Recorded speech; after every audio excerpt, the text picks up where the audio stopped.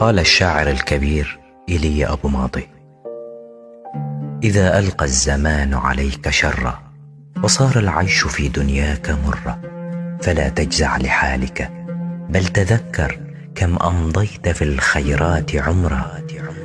وإن ضاقت عليك الأرض يوما وبت تئن من دنياك قهرا، فرب الكون ما أبكاك إلا لتعلم أن بعد العسر يسرا. وإن جار الزمان عليك فاصبر وسل مولاك توفيقا وأجرا، لعل الله يجزيك خيرا ويملأ قلبك المكسور صبرا. وإن جار الصديق عليك ظلما وقابلك الوفا بعدا وهجرا، فلا تحزن عليه وعش عزيزا، فقد كنت الوفي وكفاك فخرا.